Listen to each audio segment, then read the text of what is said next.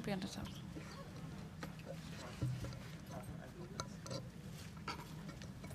Let's see.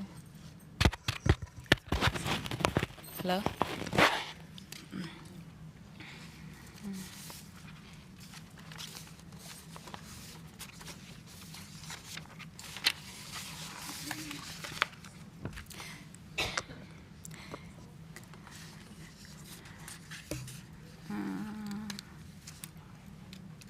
Start.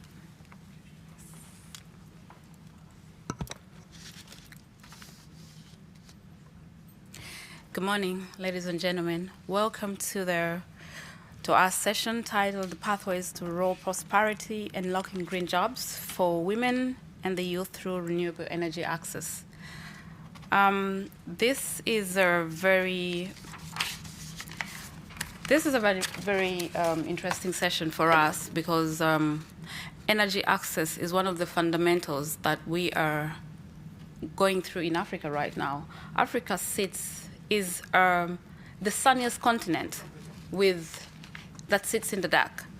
So there are moments in history when the future of the continent shifts, not through declarations, not through grand strategies alone, but through decisive catalytic actions that change what is possible for millions today. Today, as we gather under the theme, Pathways to Rural Prosperity, I want us to feel the weight of this moment because this is not just a policy conversation. This is about power, literal power, and the future it either feels or denies. Across rural Africa, millions still live in the dark. Not metaphorically, by the way, but literally. The sun sets, and so does opportunity set with it. So without power, a child's homework is cut short. Without power, a farmer loses their harvest for the lack of cold storage. A young entrepreneur's dreams stall because a generator broke down. But when light comes, millions still live in the dark. Value chains unlock, digital marketplaces emerge, and innovation multiplies. So when women, youth, who have always been the heartbeat of rural economies, step into these roles not just as consumers, but as producers, innovators, and investors, energy access, therefore, is not a luxury. It is the entry point into the 21st century. So let me just say this quite clearly. Access is affordable. It is reliable. It is sustainable. And modern energy is a fundamental human right. It's enshrined in the SDGs goal number 7. And it sits basically at the heart of every goal that we aspire. We're talking about education. We're talking about health, gender, equality, economic growth, climate resilience. Without energy itself, progress on all other fronts slows to a crawl. So the African Development Bank and the World Bank have both set bold, targets of providing energy access to over 3 million Africans by 2030, the Mission 300 agenda that we're quite familiar with. It is a historical ambition, but let's be honest. Ambition without architecture is basically a rhetoric, right? Technology exists, demand is very clear, and we stand between where we are and where we must go to where we must go, which is capital. And the courage is to channel it quite differently. And that is where the narrative, that's where the conversation we're going to embark on today. Capital basically flows where there is least resistance. You know that is the DNA of capital. But rural communities sit where the perceived risk is at its highest. So if the Mission 300 is to become a reality, we must shape the financial terrain, right? Unlocking domestic banking systems and activating capital markets through deploying blended finance and creating structures that make rural energy not just desirable, but also bankable. I speak not just as a moderator in the session today. I am a builder in this space. I am leading a development of a utility-scale renewable energy plant in an emerging market in Africa. And we've walked through the road, of structuring finance, renegotiating, securing guarantees and layering finance. And it's not a walk in the park. you know. It has not been what we thought that it was, because the risk profile for Africa is usually at its highest. So we have had to engineer trust into the deal, because this is what it takes to redirect capital to where it's needed most, not just where it's comfortable like it is in the developed world. But I've also seen what happens when these projects land. Communities transform. Thousands of jobs are created across the value chain: construction, manufacturing, digital services, logistics, agribusinesses. Women and youth basically step into the centers as drivers of local economies. And this is just not theoretical. These are not theoretical, perceptions. It's real and it's tangible and it's happening right now. So we're creating crossroads where financing meets the destiny, right? Green bonds are emerging, as you're going to hear from our panelists today. Carbon markets are opening right now into new frontiers. And digital innovation is bridging gaps once thought that was insurmountable. But civil society, financiers, governments, and builders now must align with precision and speed. Mission 300 is not just a developmental target. It is a test of whether we have the courage to finance inclusion at scale. Imagine this: a rural town once plunged in darkness, now lit by renewable energy. At night, young people gather under solar lights, solar street lights, coding, trading, and learning, right? Women run cold storage, cooperatives. Farmers increase their yield because refrigeration and irrigation is finally working. So a new local economy basically is born because the ecosystem has been stimulated enough to enable growth. So this is not through charity, because we are trying to get Africa away from the perception of Africans are beggars, because we are not a begging economy. We are an economy that stimulates our own resources to allow us. The sun itself is a resource that we can harness and get us to where we want to be, for energy to be an enabler. So this is the Africa that I envision that is possible, and it starts with the decisions that we make in our rooms today. So to the panelists today, as we speak today, let us speak not with the language of caution, but with the clarity of conviction.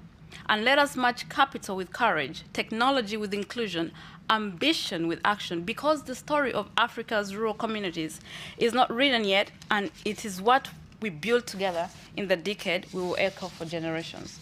With that said, allow me to introduce my first panelist, Dr. Fauzia, to come and give us the perception from the World Bank. Thank you.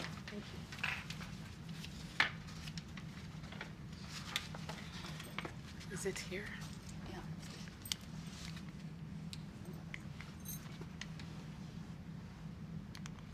Nope.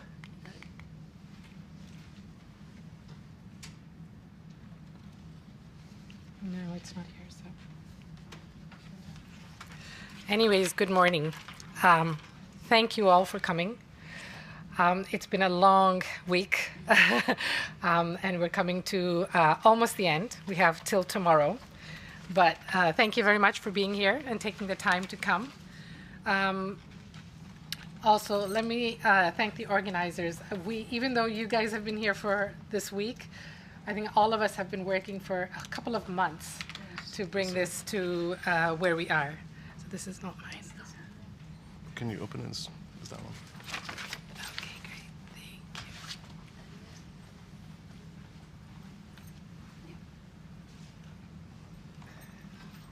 Thank you. Okay.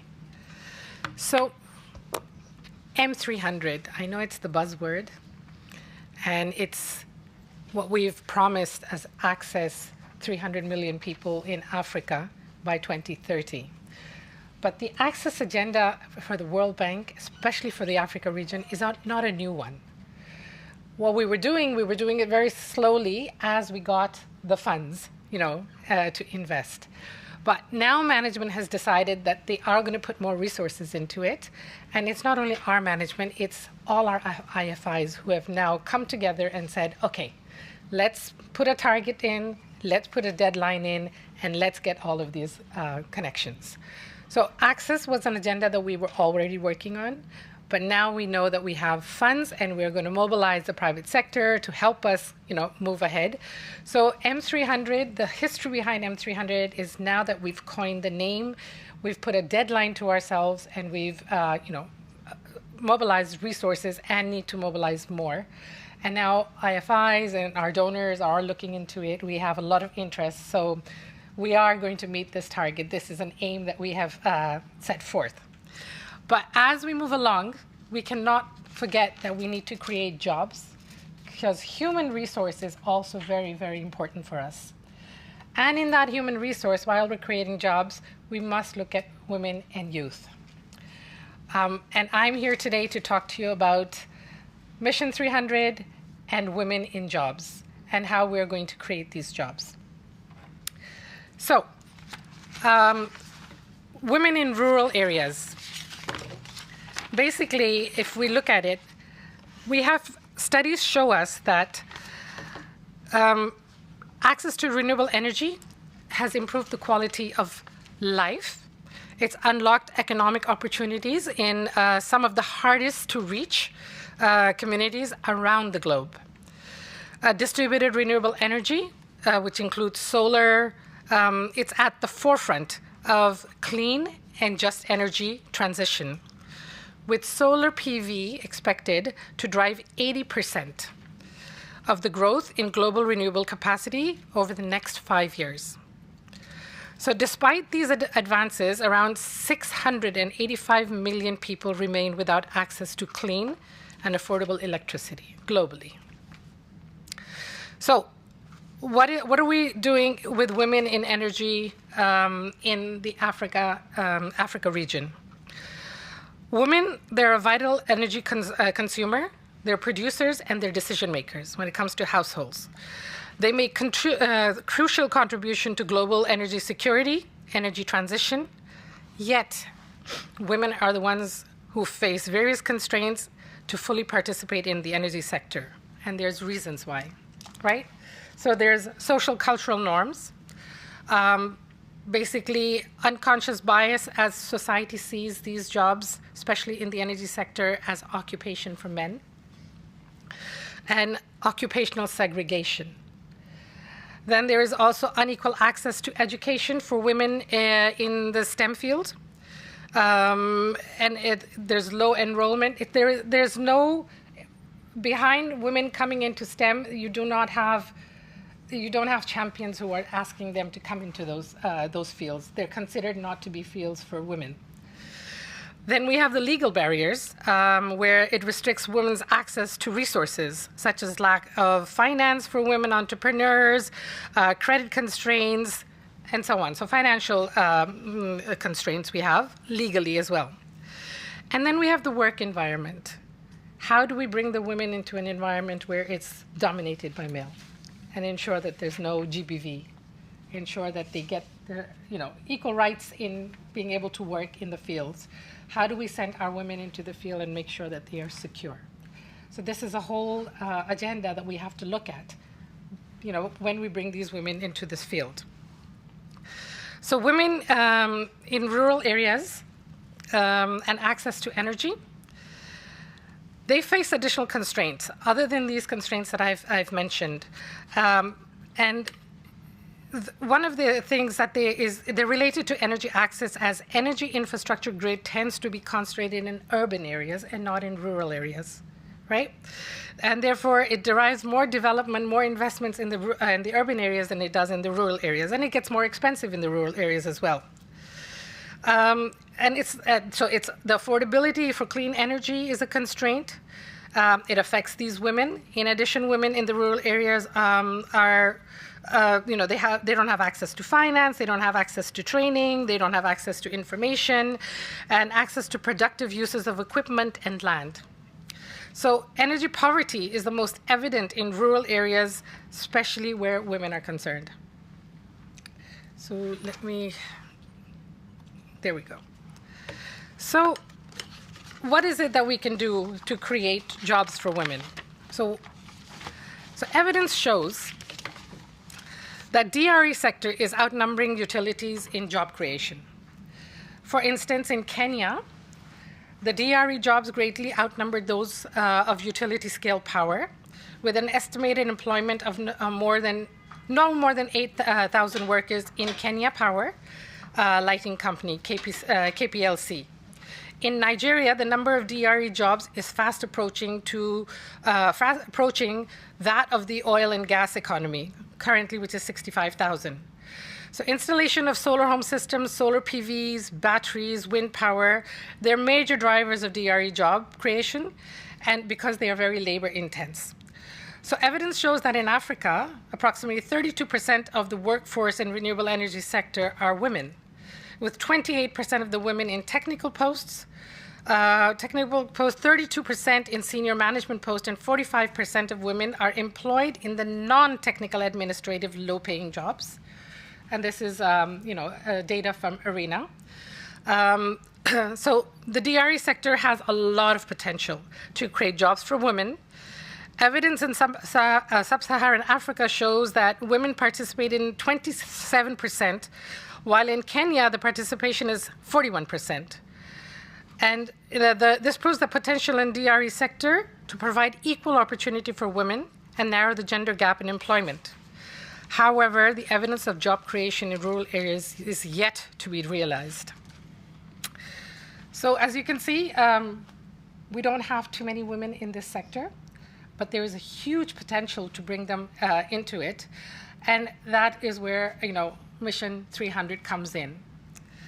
So Mission 300, it is MIGA, IFC, BRD working together to mobilize the private sector by creating an enabling regulatory environment, innovative financing instruments, blended finance guarantees, and guarantee roles in covering investment challenges. Creating an enabling environment, a regulatory environment, is the major issue here. We need clear, transparent regulations that are key to attracting the private investment in Africa energy sector. Basically, we're talking reforms. And under Mission 300, the World Bank Group is working with AFDB to help the governments develop and implement the national energy compacts, which you must have heard. We are now preparing cohort 3 of our energy compacts. And this was January of 2024, where we launched it in Tanzania. And we had 12 countries that were, presenting their compacts at that point. So at the moment, we have 29 compacts that have been launched, and cohort 3 is still in preparation. We have to go for innovative financing, and we have some instruments. Lessons from the World Bank Group work in infrastructure financing underscores the importance of tailored instruments. The DRE sector, for example, companies often face unstable revenue flows, thin capitalization. IFC is addressing this by developing risk-sharing facilities with banks. Local currency debt and securitization vehicles revolving around credit facilities like DARES in Nigeria. New loan facilities such as the World Bank Finance Platform managed by the Trade and Development TDB are already channeling funds to companies like Ignite and Burn, showing how smart financing can accelerate private sector participation and extend energy solutions rapidly. And then we come to blended finance. Blended finance and guarantee is critical to channeling the investments to underserved markets and rural communities where access gap remains widest. We see this potential practice in Nigeria. 840 million DARES projects combined. It's an $840 million project, DARES. It combines IDA grants, financing to attract over $1 billion in private investments for mini-grids and solar home systems.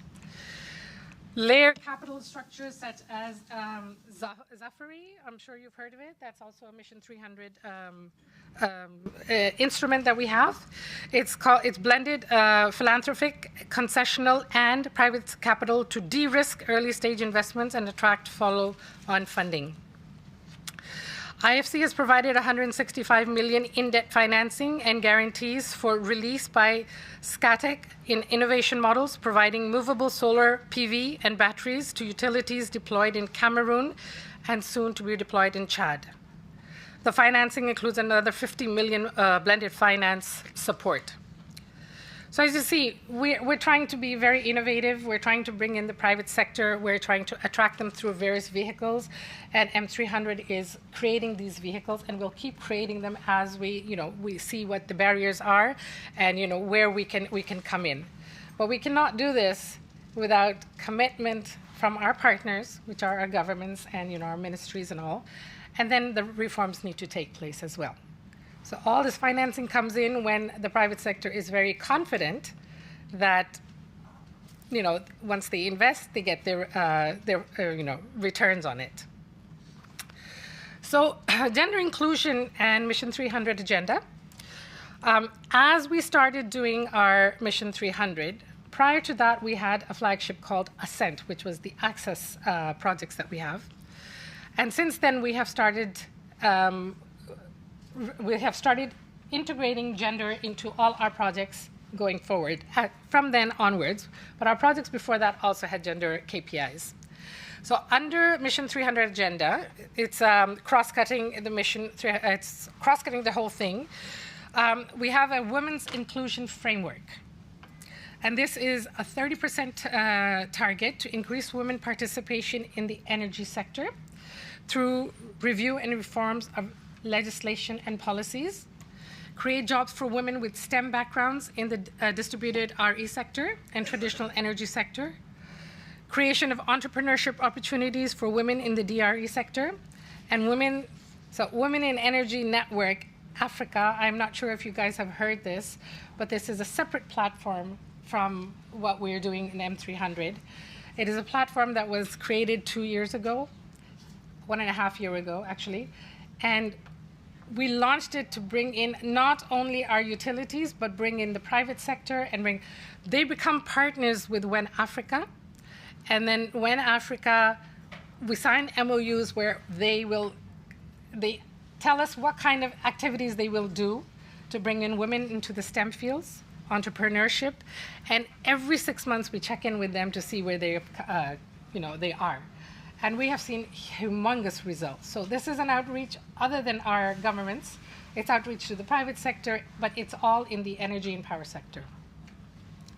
So some of the results, it's less than 1.5 years ago. We have hired 57 women in the first year with the aim to hire 4,000 women in the energy sector in the next 3 years. Then we have increasing women professional development and retention. So we're doing knowledge, skill, mentorship, women representation. Again, 8,000 beneficiaries. Increasing women to access STEM education. Another 8,000 women are benefiting from this. We're leading the dialogue on policy and institutional change, where 1,700 women will be beneficiaries. And then we're supporting development of women entrepreneurship in the Africa energy sector. These are the pillars that we have under WEN Africa, and this is what people, our entities are committing to, and we're seeing huge development in that. So if you don't know about WEN Africa, please do go Google us. We have a huge LinkedIn page as well, and we're doing fantastic on that. And it's not only WEN Africa. We have these sister, networks all over the globe, but WEN Africa is the largest one. And we've got IFC working with us as well. And we're bringing in, as many of our World Bank group, entities that we can to help us in the Africa region. So innovating finance models, de-risking mechanisms through the Mission 300. So we're mitigating high investment risk, especially for off-grid companies working in the poorest communities which face high operational and financial risk. We're enabling company growth and scale of DRE companies by covering up front costs for inventory and distribution. We create a permanent capital vehicle to invest Zafari, as I mentioned earlier. This is to invest patient equity into companies that implement DRE solutions. And then we continue to develop broader investment pipeline through IFC. The de-risking mechanisms that we are using is guarantee roles in overcoming investment challenges, including de-risking investments in high-risk markets, which is also in mitigating political risk, addressing transfer and convertibility risk, and providing stable environments. Mobilizing capital, private capital, which includes improving project bankability, leveraging public funds, and overcoming perceptions of risks.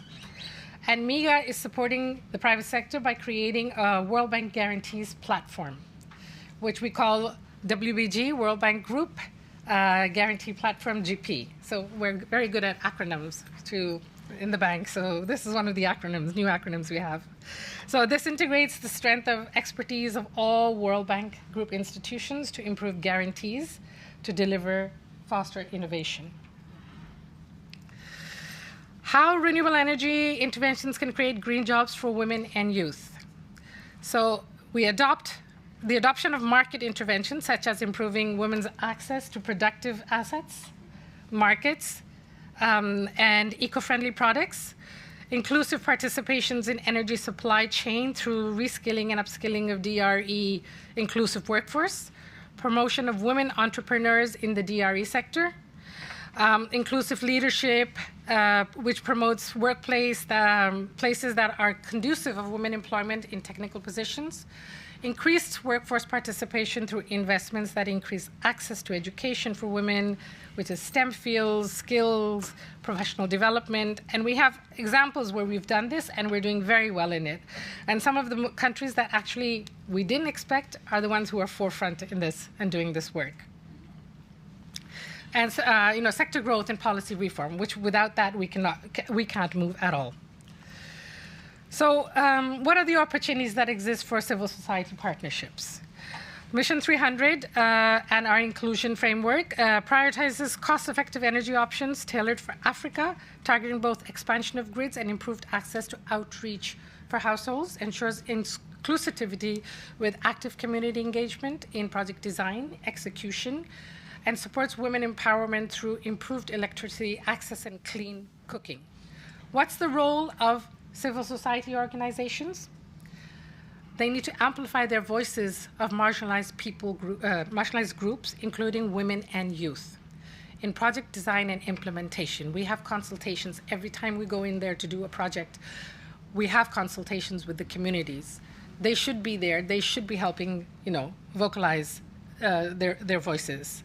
They should play a critical role in awareness raisings. They go in there, they raise, awareness, and they should be talking to the communities. They should be telling communities what their rights are. They should be telling them what they can ask for, right? And what policy changes that are needed. They should be there making that the community aware of that, and they should be asking us when we come in that, hey, what are you doing about this? What are you doing about that, right? So there should be an awareness of that. They should hold corporations like ours accountable to their gender commitments through campaigns and public reporting. They should be there all the time, backing up the community, backing us up. We hire them sometimes because when we have to do the outreach, we ask them to come in. But they have a vital role to play, and they need to be vocal, and they actually need to make sure that the community is vocal. I think I've said enough. Thank you very much. And we will have a question and answer session. Thank you, Dr. Fauzier. Thank you. For your insightful presentation. What you've really highlighted as well is what the World Bank is doing. It's very central in underscoring your continued elevation with operationalizing the Mission 300, right? And not just at a groundwork, but at a systems level. So allow me to introduce the next panelist, Dr. Nuruddin Abubakar Zauro. He is the Executive Secretary and CEO of the Presidential Committee on Economic and Financial Inclusion. Dr. Zauro has been at the forefront of advancing national financial inclusion strategies, and his work, especially through the initiatives like the project she's included, has been pivotal in embedding gender and youth dimensions in broader economic reforms. Welcome.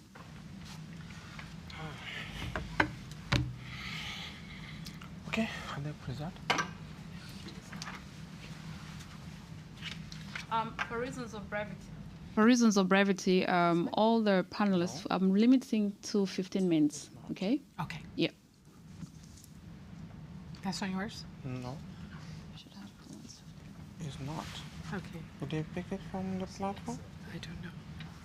We need. Where is? I know. They'll come. They'll come. Okay, they come, please.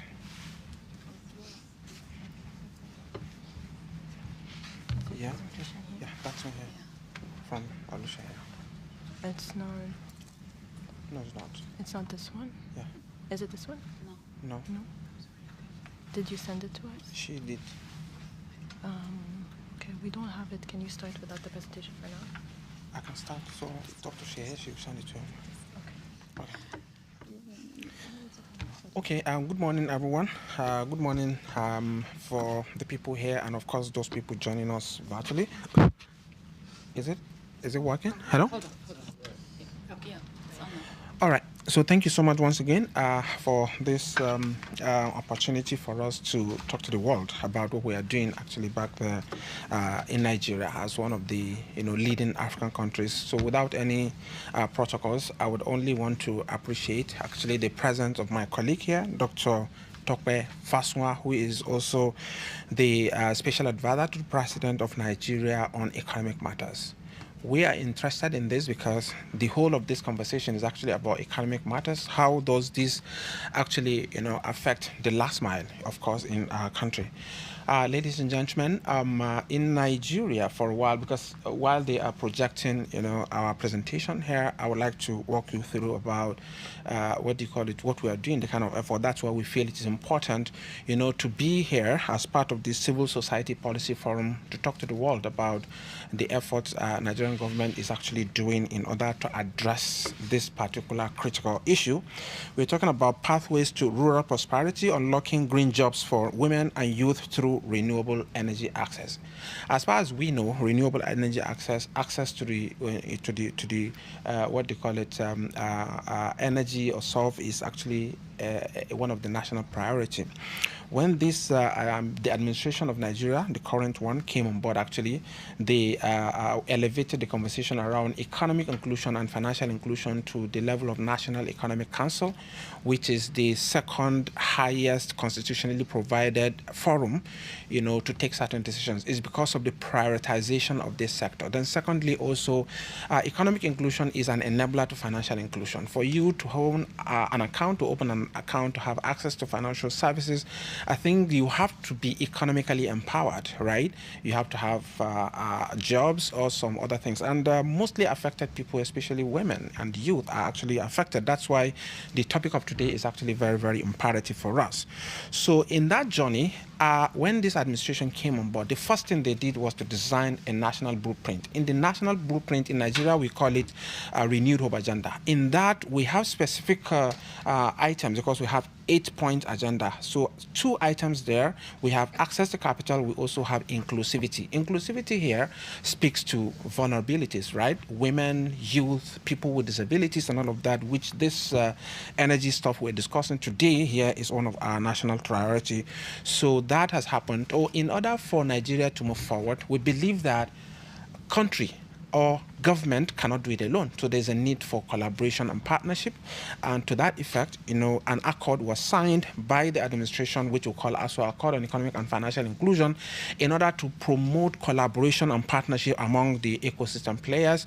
Because the private sector, a lot of times, environment dictates to the investors, and even the supporters like development partners. World Bank, Fauzia has just mentioned a lot of effort being done.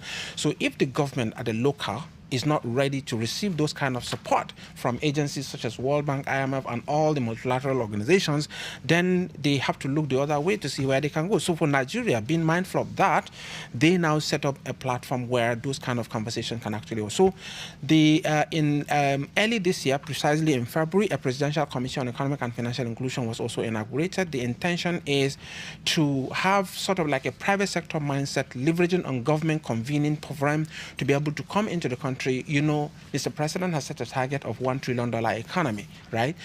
Enhancing the Nigerians' target to $1 trillion economy is achievable where no one is left behind, especially youth, women, and people with disability. So that committee was set up. The main mandate is about engaging people, collaboration, partnership, so that economic opportunity can be enhanced. And then again, they also have access to formal financial services. So other than that, also we have a secretariat which we are, driving, which we call Precify, which of course is the one that is organizing this particular conversation of today at this place. So our key activities, I don't want to dive much because let's go into the critical conversations. In terms of numbers, a lot has been read actually by my colleague Fauziya in the World Bank in terms of actually the need. But for us as a government, I'm representing the government of Nigeria, I think it's about providing the enabling environment for all these activities to actually happen. We have on the panel also the critical agencies that are playing very beautiful role in this regard. We have the CEO of NIDA, National Information Technology, leveraging technology, of course, to deliver this services, as well as the managing director of the, Rural Electrification, REA, Rural Electrification Agency, right? He's also on the call. He's joining us virtually. So the essence here is the government to provide all the needed environment for everyone to actually come in and play so that everybody will contribute. So for that reason, we are using that opportunity actually to bring together to tell you that the country is actually, Nigeria is ready for you to come in, whether in form of civil society, investor, development partners, or whatever you want to come in. And of course, enabling policies and rules have been put in place already in order to encourage, investors to come into Nigeria for us to achieve the target, and that target is actually $1 trillion economy by the year 2030. So in this regard, we're talking about supporting women. So the presentation, has it not yet, right? Okay. While they are sorting it out, okay. So for us in the Precify Secretariat, which is situated in the office of the Vice President of the Federal Republic of Nigeria, our main work is actually engaging with partners, collaborating with stakeholders in order to come in. So if there's any agency that is actually interested, I think we are here to tell you that the environment is ready, and we're ready to receive you, especially if you're coming in with your deep pockets, to come into the country. Of course, Nigeria being the most populous country, we know that we have a lot of opportunities that is out there in terms of market, in terms of access. So while the development partners are looking at how they can support women and youth, we are also saying the business people who want to bring in and invest their money. Nigeria has a lot of natural resources, has a lot of opportunities in there, and the environment is ready for business. So I think that's the major language we are speaking at this particular kind of forum. So now here, okay, great. Thank you so much. So this first one, I think, is about the highlight of the environment, which I've spoken to quite a lot of them. So because of time, I also need to be, okay, these are our activities in the Secretariat, the way we operate in terms of... He's casting it up. Okay. Fantastic, no problem. Okay. All right, no problem. So policy reforms, I've mentioned all of these, and then again, coordinating intersectoral coordination among the mandate agencies, and also advocacy, stakeholders engagement, and then again, oversight for different special initiatives. She just mentioned one of the key initiatives we did is hashtag She's Included movement, which speaks to supporting women, and youth. What we are trying to say here is that all the engagements, all the initiatives happening in Nigeria, both from the public and private sector, we are saying at the policy level, at the apex level of government, presidency is our Nigeria's White House, right? So at the Nigeria's White House level, we are now saying whatever you're doing, we need to have a dashboard so that the policymakers can be seeing what you're doing. So if there's any gap somewhere across the country, certain decision can immediately be taken. So that is exactly why this Precify Secretariat was set up in the office of the Vice President, and the structure is also very, very important, for all that to be achieved. So we also do high-level policy programs, initiatives that is impactful. So we also invite you to come. We co-create and we collaborate in order to see how we can make it impactful. And that if Nigeria, picked interest in that, the entire African countries also also work, because we, as the regional lead, we have different regional platforms in Africa that, like AFCFTA, that is Africa Free Trade, Continental Free Trade Area Agreement, and all of that. We relate so that we can be able to project that initiative back there in Africa. So thanks to World Bank and other development partners, IMF and Co, that are also playing very important role here. So now, energy, energy poverty and rural exclusion, the numbers has already been read, so I mean by my colleague here. So I think, let me just move forward. The impact of women, we know that the need for women actually, for the energy, I think is very critical, because of the time they spend a lot of time actually doing one or two things in order to see they have supported their economic activities. Okay, then here the financial inclusion implication, we're talking about, energy access also increase digital financial inclusion, of course, by 25%. Those are actually the research numbers. Okay, I'm trying to run so that I don't want to consume a lot of time, because ours is actually the environment, but in terms of specific initiatives, I think the other agencies like NIDA and REA will also speak more on that, so that we can actually move forward. But ours is to tell you that the President of Nigeria has set the environment, and we're still open. We welcome ideas. We welcome your support, your recommendation, and I can assure you that the needed policy and frameworks will definitely be put in place so that Nigeria women and youth can actually get better for that. Energy access and inclusion, we are talking about the interception. That is a research justification. Let me move forward. Okay, so here we're talking about financing pathways and domestic capital mobilization. So this also speaks to little journey, so far so good, some sort of like numbers that keep in from the beginning of this administration till now, and we're still counting, so your contribution, your support also in this regard, I think is highly needed, right? So strategic, the kind of policy or environment that we set up, for all this to happen. We're talking about microfinance and fintechs. We're talking about green bonds. One of the key issues we realize is that access to finance is also one of the critical areas. And again, civil society organizations such as as well as the development partners can also come together to partner with the government of the country. I can assure you that if you're coming into the country, we'll give you the needed high-level red carpet, for you to come and do your legitimate, valid business in our country, so that it will be impactful to that last mile. We are saying that every economically active Nigerian should certainly not be left behind. All right, so one of the also initiatives that I'm sure my colleagues will also speak to is about this as blended finance. Certain times, the likes of Fauzia, I think, and Co, the World Bank, need to actually come together to see, collaborating with our local banks, because of the high interest rate that affects the last mile, the poor and vulnerable women and youth. There's a need for us to have some sort of support, so that for you to be sure that the investment you're doing in the country is guaranteed in terms of repayment. So, but you can also have a low cost, maybe single digit 1% or thereabout. So partnering with the local banks in order to ensure that the last mile, the beneficiary, the women and youth actually get some funding at a lower level. I think those are some of the areas we are also very much interested, especially at this level. Distinguished ladies and gentlemen, so some of these issues, some of these numbers here, I know I don't want to emphasize much, because I know that my colleagues are going to do, because like I said, ours is a policy level, right?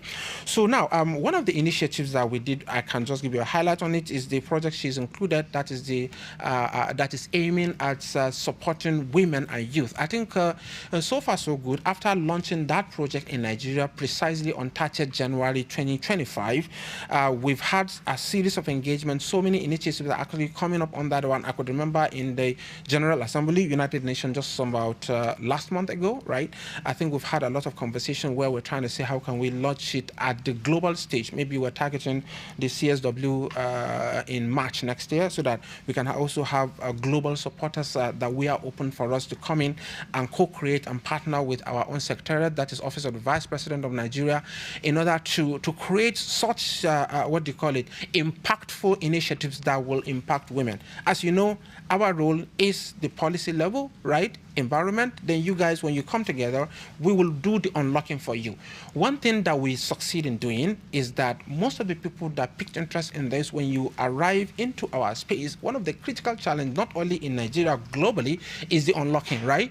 If you are navigating around agency A, B, C, D, okay, how can I get access to that? And genuine access so that you will not, fall into the wrong hand. So that is what the president of Nigeria has actually set the environment ready for you to guys come in.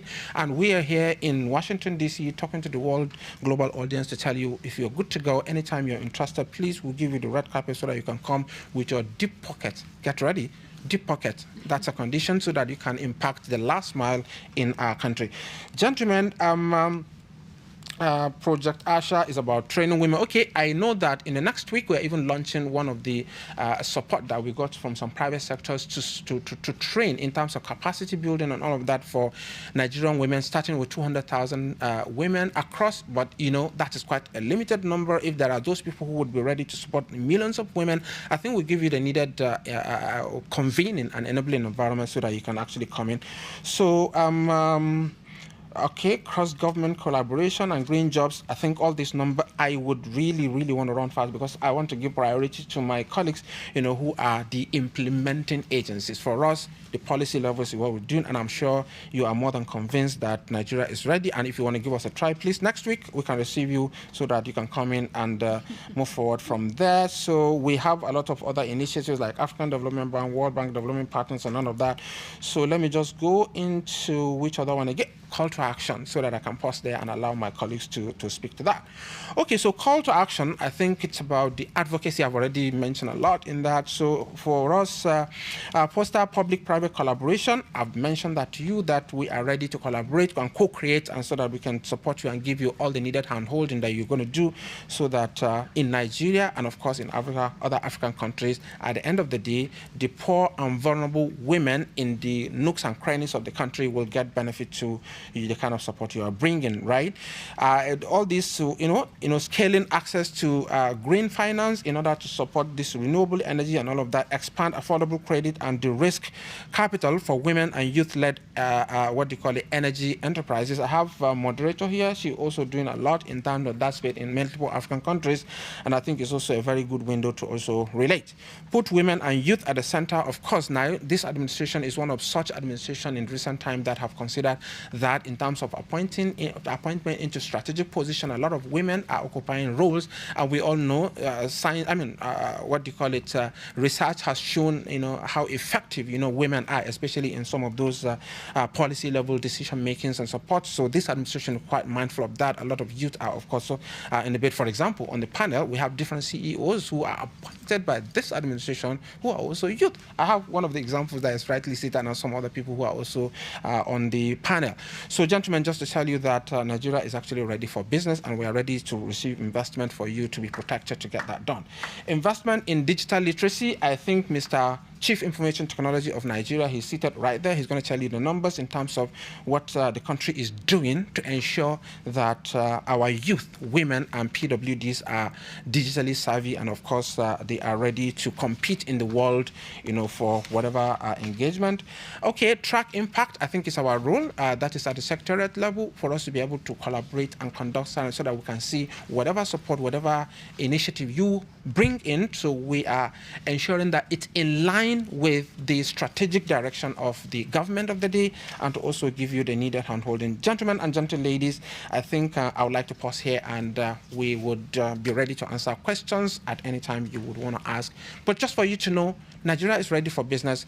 We are ready to receive you, to partner with you, so that to ensure the last mile poor and vulnerable people are actually, which is one of the key activities that development partners and other civil society organizations are actually calling for. Gentlemen, thank you so much, everyone, and I look forward for your questions. Good morning. Thank you, Dr. Nuruddin. It's quite interesting to see how Nigeria is advancing their national inclusion strategies as not just as social policies, but as economic tools as well. With that said, I would like to invite, we can't speak about energy or electrification without talking about the Rural Electrification Agency. I would like to invite our online panelists, Mr. Abba Aliyu Abubakar, the Managing Director of the Rural Electrification Agency. Online.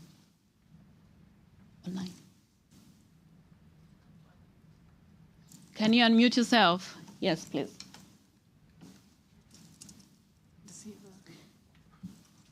Can you unmute yourself, Mr. Abba? Yes, please. Yes, welcome to join us. Quickly, his agency has been on the front lines of implementing off-grid and solar mini-grid solutions across communities, right? We can see how you've been driving practical scalable models for rural electrification, and your perspective in this session grounds the conversation more into the real lessons and the actionable strategies that are happening. So welcome, Mr. Abba, and engage us. Thank you very much, and thank you for this opportunity. We have a presentation to share. I don't know whether I can be projected. Yes, you can share it. You can share. You can share by yourself. Okay. You can share by yourself. Okay. Just a minute.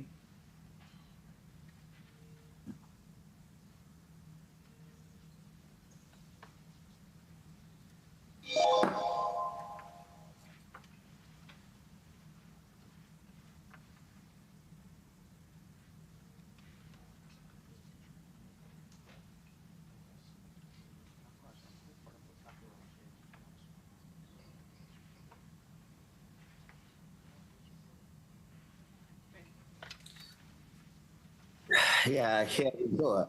I hope you can see my slide. Yes, we can see it. All right. Thank you very much. So quickly, this our presentation just highlight a number of key things. One of which is what exactly is the country doing in terms of bridging the electricity access, and at the same time promoting inclusiveness. And at the same time, also, the presentation highlights what the country is doing from moving from strategy to practical steps in terms of implementing all the policies, all the frameworks that has been established, so that we move from rhetoric to action. So what you are going to see are more likely actual implementable action that the federal government of Nigeria is currently taking in addressing the electricity access challenge, in including women, youth, and even the vulnerable community in terms of providing socioeconomic development.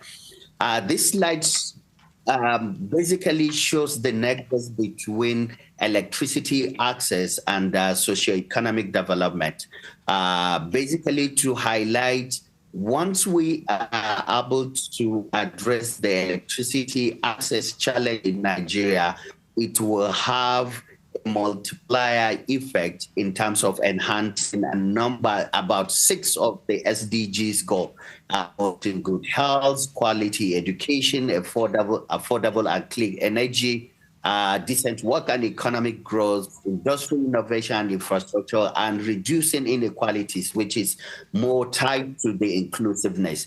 The Nigeria, as rightly said, has the highest number of people without electricity access. And based on our analysis, the least cost or the economically or the efficient way of providing or addressing this access challenge is through the distributed renewable energy. It is found to be viable, it's found to be efficient, it's found to be economically most efficient way to address that access. Now, in global context, not only in Nigeria, if you look at the globe, the number of people without electricity access has increased as of recent, despite the number of efforts that has been done in terms of committing financing, in terms of increasing the renewable energy share in the total energy consumption. We have seen the reduction from 2015 to 2022 from 957 to 685. But despite that, there has been some increase of about 20 million. So the number has been consistently reducing. But last 2 years, we have seen an increase in that number.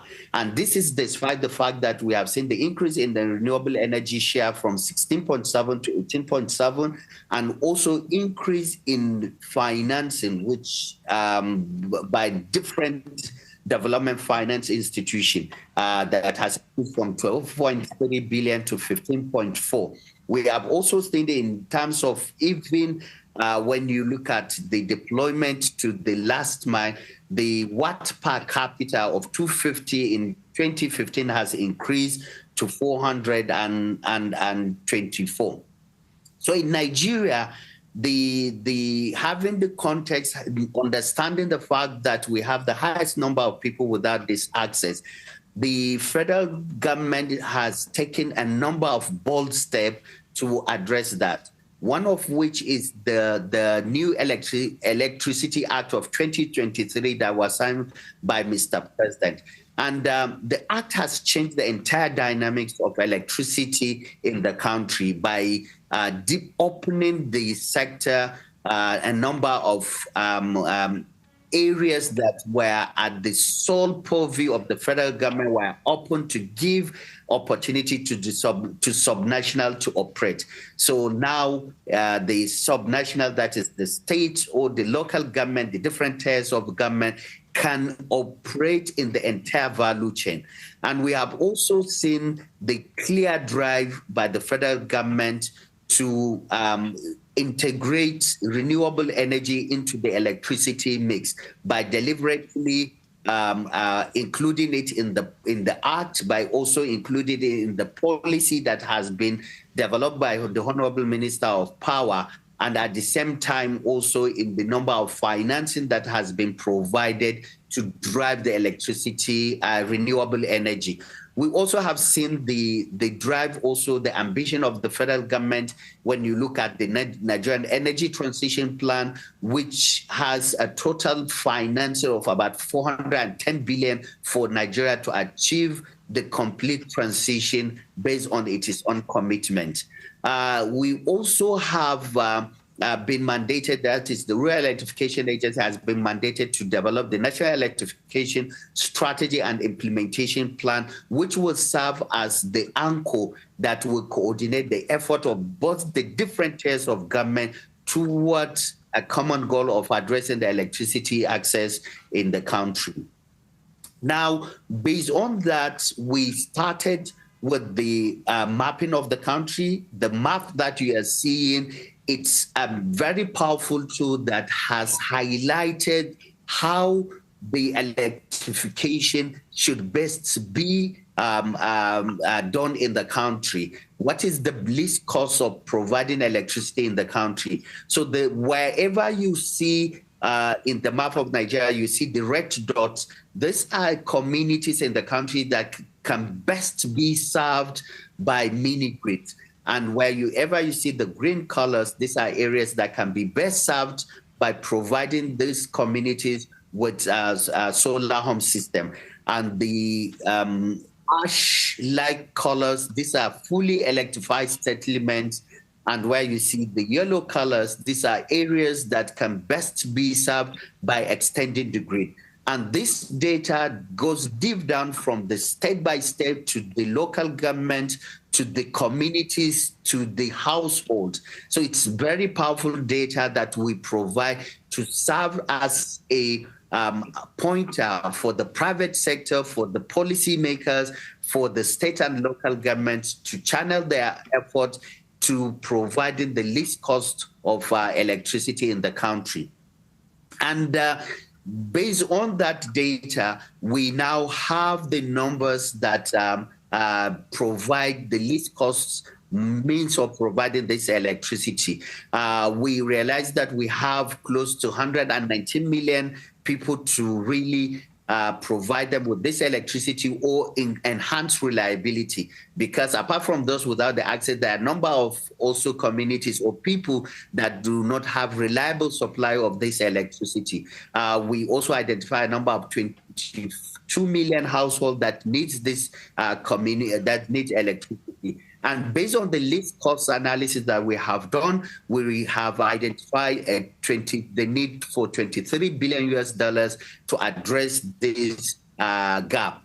And this 23, we now model it to give us the least cost of providing this electricity. And based on the map that I showed earlier, we have seen that 9.9 million should be channeled to the solar home system in these sparsely populated communities, and like 5.3 or 24% of the total should go towards grid connection in densely populated areas that are within the proximity of the grid infrastructure, while 6.8 million or 31% go to mini grid, be it isolated mini grid or interconnected mini grid. And these are areas in densely populated, but they are farther away from the grid infrastructure.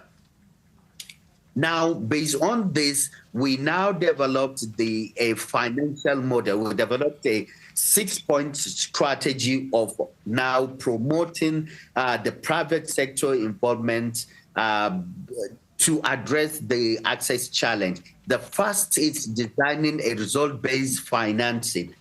These are performance-based grants that we have in collaboration with the World Bank. The World Bank representative alluded to the DARES project. DARES project is the biggest public sector funded project in sub-Saharan Africa, being implemented by Rural Electrification Agency, approved by the current government. A $750 million project that aimed to electrify 17.5 million by deploying 1,350 mini grids and catalyzing a private sector investment of $1.1 billion. This project had already been started. We have signed a number of the result-based financing with different private sector, with some specific target in the design of the project to target women, to target vulnerable, to target youth and the vulnerable communities. So this is one of the innovative financing framework that we develop. But even beyond that, we have some financing that model that we developed, which would enable a pooling of resources from the central government to the other tiers of government. We call it state matching grant, and this is also a financing model that is driven by the government rather than the private sector, but still have the private sector involvement for sustainability. We also have become a bit more adventurous by also looking into the capital market to raise funding. And based on that, we created a company that is called Renewable Asset Management Company. And a number of renewable infrastructure that we developed, we are now novating them into the balance sheet of this RAMCO, and we intend to use the balance sheet of RAMCO to raise more funding from the capital market so that we have other source of funding that would enable us to continue to deploy this infrastructure in addressing the access challenge. Then lastly is the federal government funding, year in, year out, budgeting cycle of the federal government. Some funding is being provided in form of capital allocation or intervention fund that it's been also utilized in addressing the challenge. Then beyond the financing, as we developed the financing, we developed also an operational framework, because once you have the financing, you need to have a means of utilizing the financing to actually deploy this infrastructure in addressing the challenge. So we developed a 12-point different programmatic schemes, which each one has different focus area. And I give you the example of the BEARS project, which is the biggest project that we are currently implementing. But even beyond that, we have the National Public Sector Solarization Initiative, which is funded by the budget cycle that I mentioned. We have the EHART. EHART stand at energizing health, education, agriculture, rural community, and transportation in the last mile. And this is also a program that we designed that would utilize the state matching fund that I mentioned. So we have this 12 different programmatic that we are currently implementing, each one with its own KPI and target areas. To give you a glimpse of what we have done, like I said, it's implementing the policies. So it's good to give you the impact of what we have achieved based on the National Electrification Projects and number of Rural Electrification Fund projects that we had already implemented. We impacted on 8 million Nigerians. We have connect a number of individuals. This number of individuals, about 1.6 million. We also have connected 470 households. We also connected 15,400 small, medium enterprises. And also based on the fact that in all our programs, we have specific target and focus on female-led SMEs or household. We connected 3 out of the 15,400, 3,600 small and medium enterprises led by women. And we have also deployed about 131 megawatts of PV capacities. We also disbursed over 400 million in grants. But in future, what we are currently even implementing is even more ambitious, more audacious. We want to work into impact on 20 million people, of which 17.5 will come from the DES project. We want to also target 4 million households. 500,000 female-led households are to be connected, and want to target or a little above 250,000 micro, small, and medium enterprises. 71,000 also female-led micro, small, medium enterprises are to be connected, and want to deploy 700 megawatts of PV capacity, which is like currently like 20% of the current capacity being distributed in the country. And we want to also disburse 1.7 million in the form of grants within this time period. This is just showing you some of the pictures of the project that we have done. This is in the last mile community in Kiguna, 50 kilowatt in Nasarawa State that we deployed, that has been operational for over 3 years. This is some of the large-scale enterprise, also infrastructure project that we have done at the University of Abuja, 3 megawatt, currently serving the entire university. This is another one, a 12 megawatt in the University of Maiduguri, powering the university, the teaching hospital, and also working to use the plant to power the water treatment plant in the metropolitan. Another one, University of Agriculture, 3 megawatt, also fully functional, that has also been completed. We also intervene in some critical sectors. So we intervene in education, health, agriculture. So these are some of the intervention that we have done in healthcare, where we deployed 150 kilowatt containerized mini grid in different health institutions. So this is sample of some of those that we have done. In terms of the micro, small, medium enterprises, you can see this. The woman that is standing behind the solar-powered freezer has a history with IRH. Is the first off-taker of our solar freezer from one of our partners, even when the communities were skeptical about that equipment.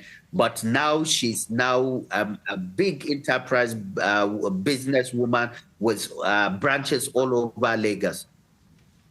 You can also see other small, medium enterprises that we powered, all of them women-led enterprises. This is also another one. The also intervention in agriculture by providing solar irrigation pumps that support both male and female farmers. And in terms of agriculture, apart from the standalone system, we deploy mini grids in agricultural clusters, be it production or processing areas. In terms of... Thank you, Mr. Arba. We are running out of time. Could you just wrap up in 1 minute, please? Okay. So quickly, just to show you what we are doing in terms of developing youth and women, we have different programs that we have developed, and I would just go through to show you the pictures. We have now close to over 1,500 women STEM students that have been trained, from soil testing to commission of mini grid. These are the pictures of them that we involve in different universities. We have 150, and we are now targeting another 1,350 that we are working on. We also developed a RESCO Next-Gen. It's a very simple model that train also youth in the renewable energy, most of which are women, deliberate to make sure that we promote the inclusiveness. So this is in a nutshell what we are doing, and thank you for the opportunity. Thank you. Because of brevity, we're going to try to run quite quickly so we can wrap up the last two speakers, and we'll balance it out with the questions as well.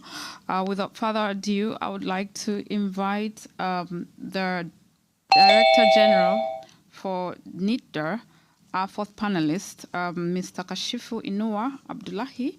He's at the helm of the most dynamic technological agencies in the continent, and his leadership is shaping how emerging technologies from AI to mobile-enabled platforms can accelerate renewable energy.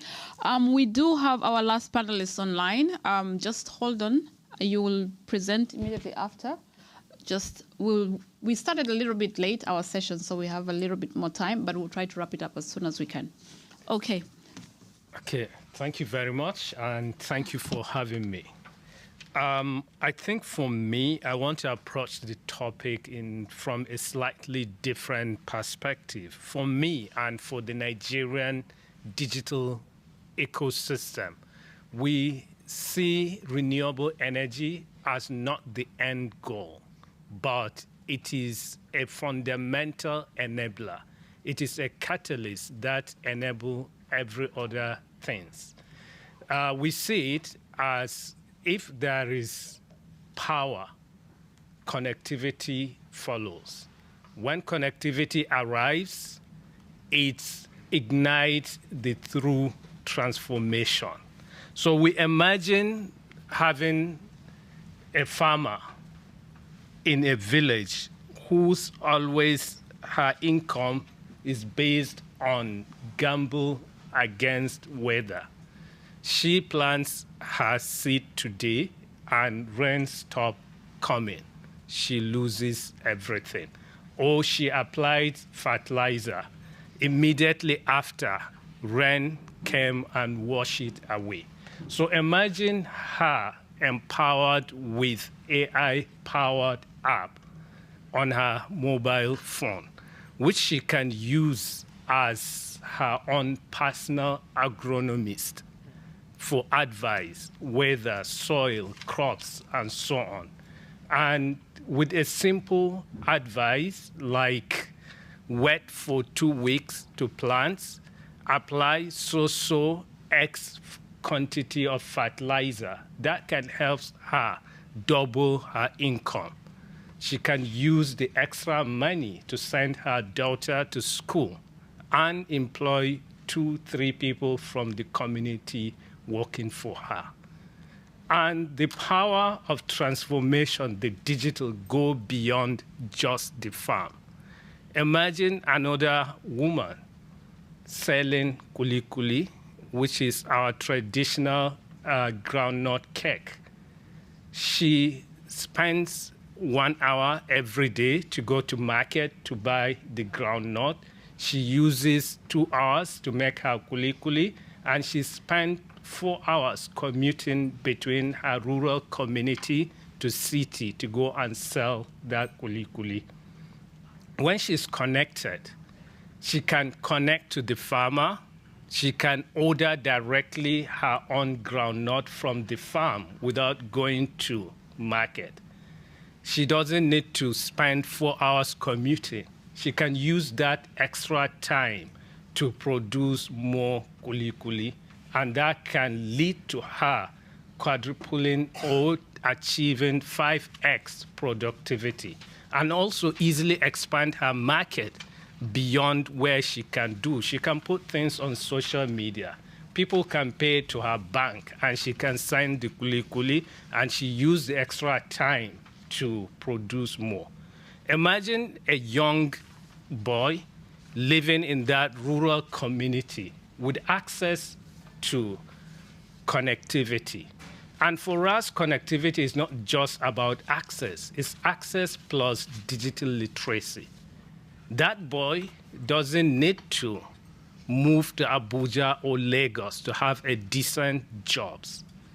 He can use his skills, his graphic design and coding skills, to get a decent freelancing job from wherever he wants. He can work for people in Abuja, Lagos, London, or anywhere in the world. So this is the perspective we see. And this is rooted into President Bola Ahmed Tinubu's renewed hub agenda. On assuming office, the president made it clear that sustainability, diversification, and inclusivity are paramount to his administration's renewed hub agenda. The president outlined 8-point priority areas to achieve this vision, with priority number 4 clearly focused on unlocking energy and natural resources for sustainable development. And priority number 7 focus on accelerating diversification through industrialization, digitization, creative art, manufacturing, and innovation. So when you combine the energy with the digitalization, that's what is going to be the game changer, and that what can lead to creating rural prosperity.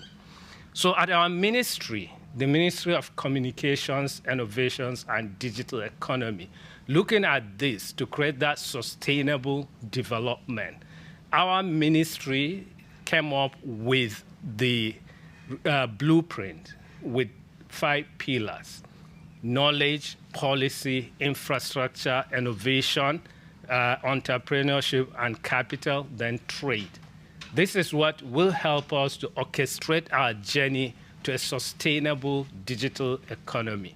At NIDA, we set a vision for the country to make Nigeria a digitally empowered nation, fostering inclusive economic growth through technological innovation.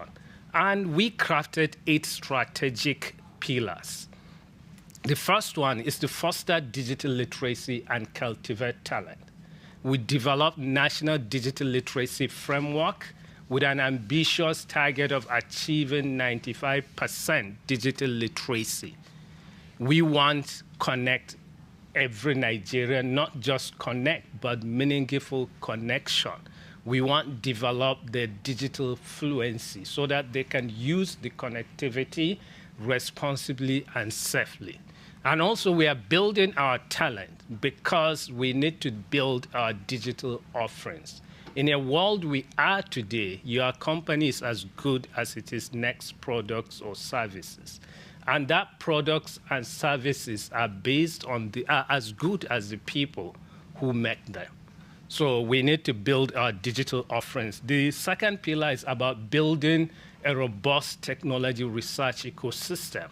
We see talent and literacy as quick wins, but for the future, we need to invest deeply in deep tech, because that's the only way we can build robust and sustainable economy. We look at AI, IoT, UAV, blockchain, robotics, and additive manufacturing. These are all general purpose technology that can empower youths, women, and people in the rural community. The third one is to strengthen policy implementation and legal framework. The president made it clear he's building robust and sustainable economy that is private sector led and governments enable. So the president promotes PPP. At government, we enable the environment for you to thrive. We create the value for you to capture. Therefore, we need to work together to co-create everything. The fourth one is promoting inclusive access to digital infrastructure and services. So the only way to achieve rural prosperity is to empower them with connectivity, access to technology, services, and devices. So we do a lot to achieve this. Recently, the president approved the Project Bridge, which our minister is driving to roll out 90,000 fiber optics kilometers across the country to connect the unconnected. And also, we do the digital literacy, because when you have access, you need to have the literacy to use it. Then the fifth one is about cybersecurity and digital trust, which is fundamental. As we digitize, we also expose to cyber crime. So we need to build that trust so that people can use that services. We are launching digital trust mark seal today to ensure that all our e-commerce portal and even all websites within Nigeria are digitally trusted. That can build confidence. When you order things online, you are sure you are dealing with authentic provider. Then the sixth one is about nurturing innovative and entrepreneurial ecosystem. So as we empower them with literacy skills, create the enabling environment, we need to help our young startups to start a business and grow. We already have a legal instrument to achieve that, the Nigerian Startup Act, which we are implementing to ensure that we build our digital offering in-country. And the seventh one is about forging strategic partnership and collaboration. We believe no one succeeds in isolation. And it is also about building ecosystem. That's why we look at the renewable energy beyond just powering light bulbs. But it is about powering an entire ecosystem of opportunities. So we want to work with everyone, the private sector, development partners, people like you, the World Bank, IMF, and so on, to build that sustainable ecosystem of digital prosperity. And the last one, but not the least, is about internal reforms within the government. Because this technology, if you ask everyone about AI, they will tell you, we want to adopt AI. They will tell you AI is the future. But if you ask them, have they started anything? They will tell you no, because we don't know how to move from 0 to 1. We need someone to handhold us, to guide us. And also as a regulator, we need to understand the landscape before we regulate. Therefore, we are using government as a test bed to test some of these emerging technologies so that we can develop the guardrails and safeguards in place to make sure we use the technology for humanity. You can scan to get our strategic roadmap and action plan to get more details about it and our initiatives around it. Then I just want to deep dive more into the digital literacy and framework, because that's what targets the rural community. Because we want to develop fluency around the country. In the framework, we have we have 6 competency areas. These are not the areas. This is about the objectives, but the competency areas, we want every Nigerian to develop fluency in device and software operation, in information and data literacy, in content creation, in digital marketing, in safety and problem solving. Safety covers also like the AI, the cyber security, and so on. Then we are implementing it in 3 folds. The 3 buckets are the informal sector, where we are targeting 30 million Nigerians.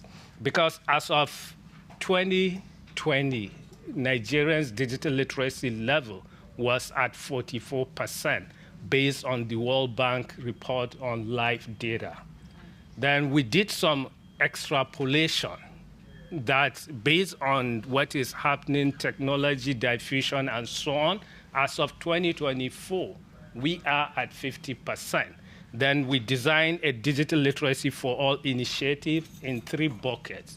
We are partnering with NYSC, the National Youth Corps, to train Nigerians. They have 3 batches and 6 streams every year of NYSC core members, around 774 local government.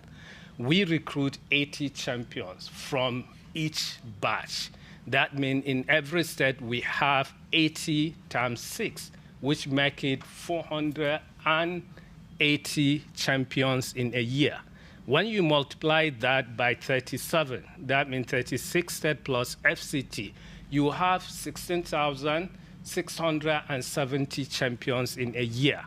We give them a target, every champion to train 2 Nigerians in a day, 60 in a month, and 600 in a year. When you multiply 16,760 times 600, you get 10,300,000 plus in a year. Our target in 3 years will train 30 million. In the formal sector, that means formal education, we been systematic. We work with the Ministry of Education. We supported them. We developed curriculum. The president has approved integrating digital skills and literacy into our formal education. Now we are training teachers. Next year, they will start teaching digital skills and literacy across formal education from kindergarten to tertiary institutions. For the workforce readiness, also, we work with head of civil service. We have made it a compulsory, a mandatory skills for you to join the service. If you are already in the service, it's a mandatory skill for promotion. Now we are already training them. Our target by 2027, we will train 50 million Nigerians on digital literacy.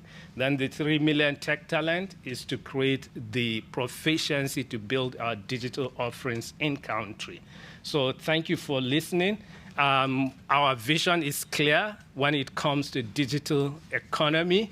Our journey is set, and our resolve is stronger than ever. You are welcome to join us. Thank you for listening. Thank you so much, Mr. Kashifu. I want to quickly bring in the chairman for Chartered Institute of Stockbrokers Online. We started our session a little bit late, so we have been given a small extension. So we'll just do a Q&A with him at the backdrop. Mr. Kashifu, Mr. Oluropode, are you online? We'll just do a quick question. Yeah, short. Yeah, questions only. Yeah. 1 minute. Questions. Mr. Olorupo, are you online, sir?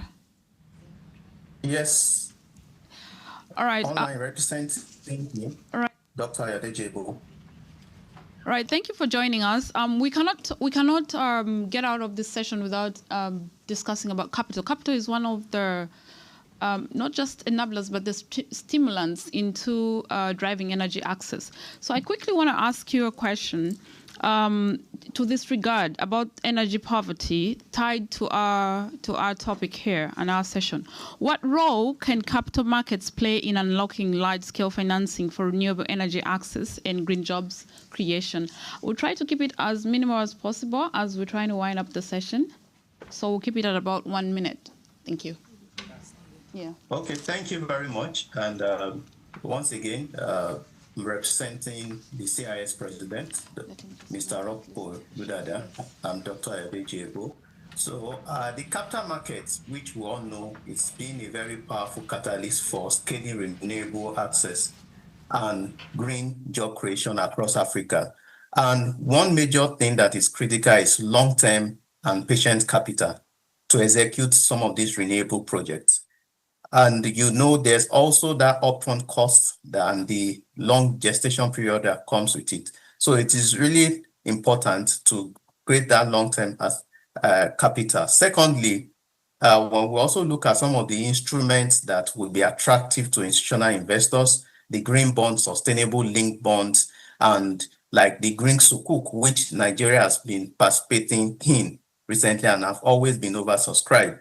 This also has to be put in place for sovereign wealth fund, insurance companies, for them to be able to invest in some of these funds, which will create long-term capital. And for also the investor, would also be a mix, a sustainable portfolio, which aligns with the climate goals. And lastly, it's also good that the capital market, what it brings is transparency, governance, and liquidity, because when you list those funds, you make them available, you would be mandated to present the performance of those particular funds. And as a result, it will bring in more focus, more interest for people to invest capital in it. And in summary, you know, the capital markets are not just about fundraising. They are enablers of Africa's energy transition, connecting global capital to local opportunity and creating a pathway to millions of green and sustainable jobs. Thank you so much. And how can the stockbroking community align with the Mission 300 agenda to ensure sustainable financing flows into the African renewable energy sector itself? Okay, thank you very much. And the stockbroking community really has a major role to play in this mission of the Mission 300 agenda, which seeks to channel sustainable financing into Africa's renewable energy ecosystem. So firstly, we know that what brokers are like the connector between capital and opportunity. So by promoting green investment products such as renewable energy stocks, green bonds, and sustainable funds, they will be able to educate investors, because they are the one that discuss with most of, especially the retail investors, and they will be able to stimulate participation in the clean energy exercise. Also, stockbrokers can also lead the charge in advisory and structuring, you know, helping issuing house, where corporate and subnationals, when we've seen that with some of the sukuk bond that's been done, which is designed credibly for green instruments that meet global standard.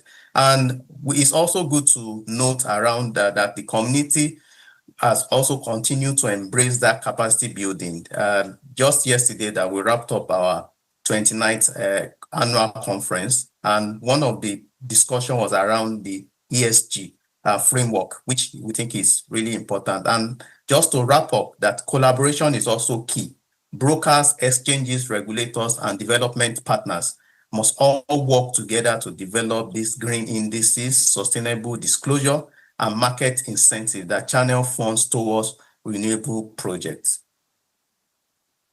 Thank you so much. I just want to thank all the panelists that have taken time today.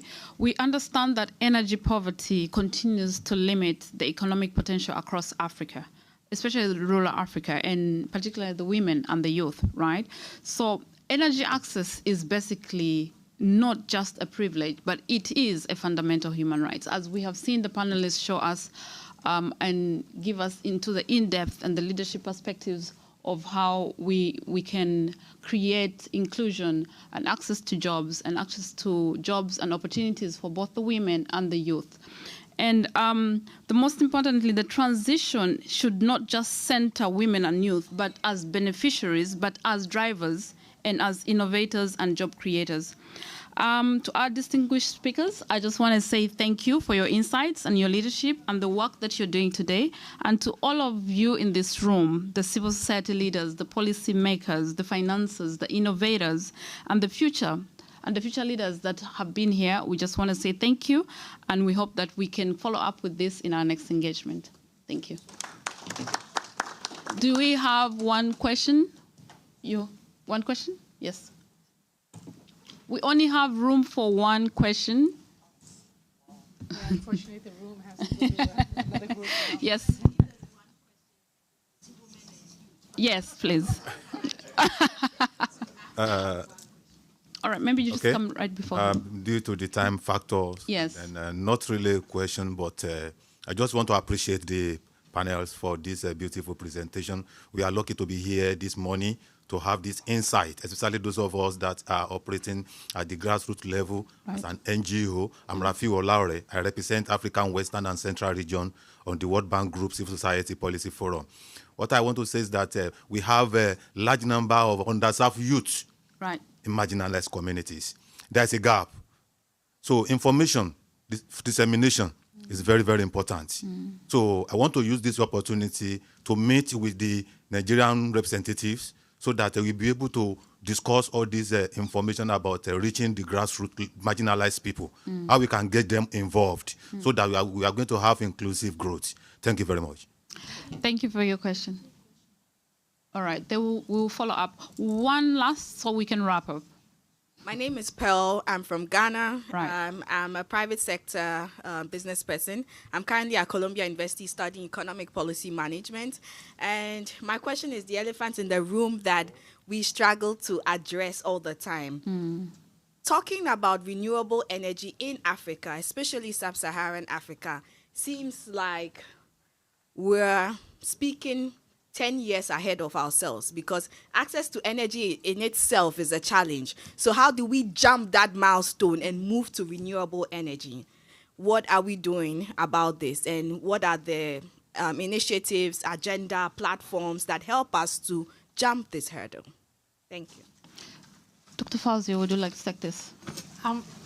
So from the brand perspective, what I can tell you is that access just doesn't mean off-grid access, right? It means on-grid access, which means that we need to build infrastructure, which means we need to build hydropower, we need to build, transmission lines, distribution lines, and everything. And the bank is doing that. With that, we're doing the last mile connections. We're looking at access off-grid as well. So we're doing this hand in hand so that it doesn't come to a point where we've done all the infrastructure and everything, but yet we don't have access, 100% access as we're targeting eventually.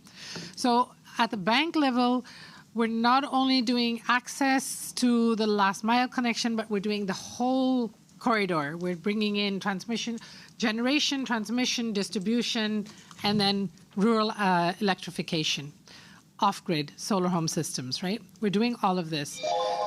So our vision is not to do it, we know that there's challenges to access, but we're trying our best to do it. And now with Mission 300, we have the funds behind it. So we're going to move ahead and we're going to do that. And that's why we're now looking at youth and we're looking at women, because now that we have this funding moving and we have the private sector who is interested and we have other IFIs, we're moving the whole mile. Thank you so much. As we close, Dr. Tope, 1 minute from the Office of the President, please. Yeah. Right. Thank you very much, and welcome to everybody who has participated in this. Just to do a short closing remark. It's a fantastic program that has been put together by my colleague, Dr. Zaro here, that tries to bring together a cross-sectoral approach towards, how do we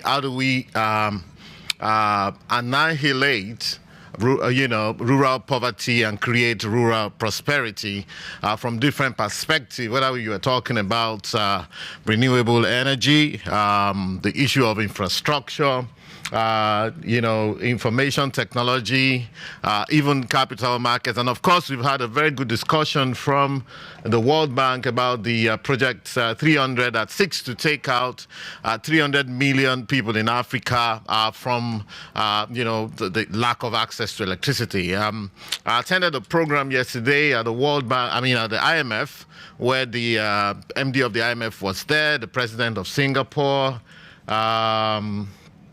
also Christine Lagarde from European Union. Everybody was there. And I think one of the things we got from that program was that whereas we're now looking at a multipolar world again, but it's looking like Africa will no longer be treated as the footnote, as something to rescue, but as an opportunity that's emerging. So, of course, China is moving towards Africa, but also we're seeing that Europe, America, and the rest of the blocs as well will be looking at considerable investment in Africa going forward. And of course, Nigeria is well positioned because we have done all the needed reforms, and the economy is now on the uptick. So on that note, and on behalf of the President of the Federal Republic of Nigeria and my colleagues here present, we thank you for coming, and we expect your checks. Thank you very much. It's all about the Benjamins, right? Thank you so much.